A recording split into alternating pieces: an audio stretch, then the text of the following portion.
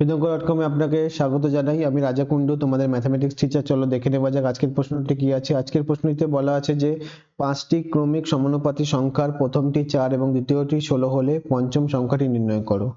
তাহলে প্রদত্ত 5টি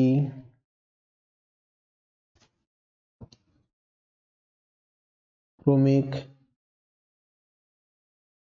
সমানুপাতি সংখ্যার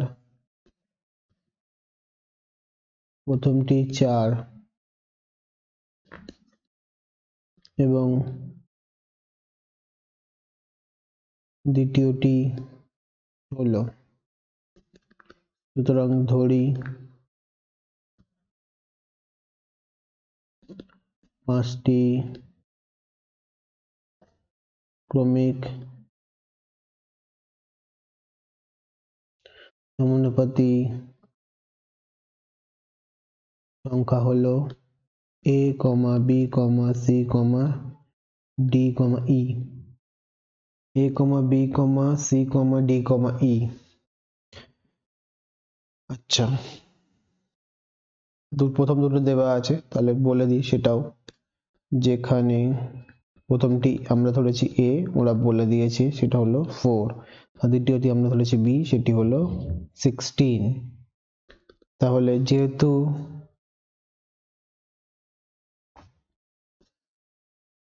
সংখ্যাগুলি ক্রমিক সমানুপাতে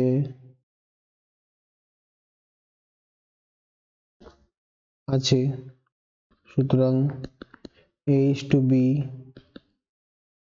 সমানুপাত b:c সমানুপাত c:d সমানুপাত d:e।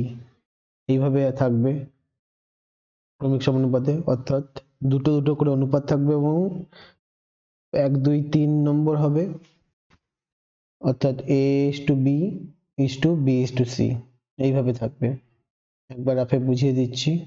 abc ক্রমিক সমানুপাতে থাকলে মানে a:b সমানুপাত b:c হবে, অর্থাৎ a/b সমান b/c হবে।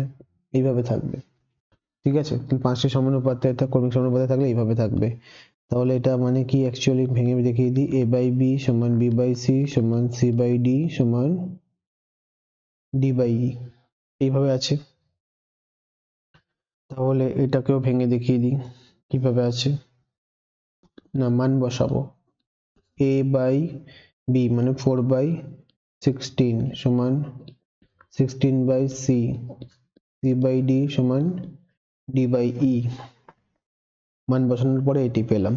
তাহলে এইবার আলাদা আলাদা করে ক্যালকুলেশন করে নিই।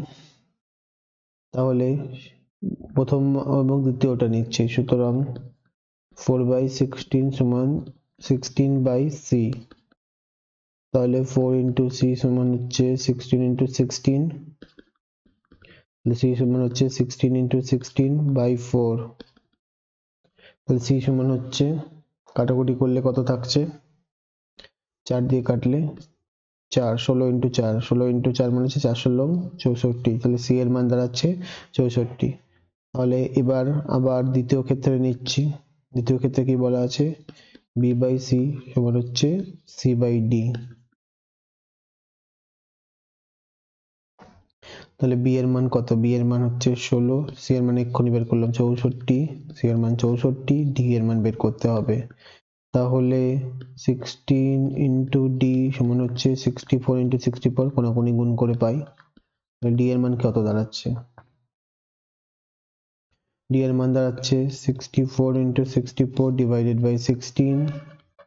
তাহলে d এর মান দাঁড়াচ্ছে, কোনাকুনি গুণ করলে 16 কে ধরে নামতে হয় 4 হবে, তাহলে 64 into 4, 64 into 4 করলে হয় 256, 256। ঠিক আছে, তাহলে d এর মান বেরালো। এই d এর মানটাকে কাজে লাগাচ্ছি শেষটার ক্ষেত্রে। আবার এবার করব হচ্ছে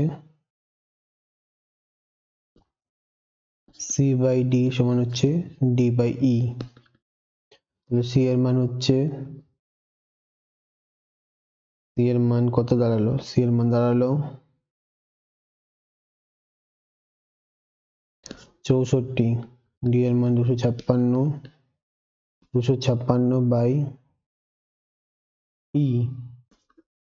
সি ডি এর মান বসানোর পরে তাহলে 64 ইন্টু ই সমান হচ্ছে 256 ইন্টু 256। ই এর মান কত দাঁড়ালো? ই এর মান দাঁড়ালো 256 ইন্টু 256 বাই 64। ই 64 দিয়ে কাটাকুটি করলে 64 চার ঘরের নামটা একটু আগেই দেখলাম, 64 চার ঘরের নামটা, তাহলে 4 গুণ 256, 4 256 করলে হবে 1024, 1024। তাহলে এর মান বেরালো 1024। তাহলে স্পষ্টত এই পঞ্চম সংখ্যাটি হলো ই। তাহলে আমাদের পঞ্চম সংখ্যাটি চেয়েছে, তাহলে পঞ্চম সংখ্যাটি হলো ই, তার মান বের করলাম আমরা এক্ষুনি 1024। এটাই হলো আমাদের নির্ণয় উত্তর। Thank you for watching vidonkor.com। অঙ্কের আরো প্রবলেম এবং সলিউশনের জন্য আমাদের ওয়েবসাইট অবশ্যই ব্রাউজ করো। Thank you.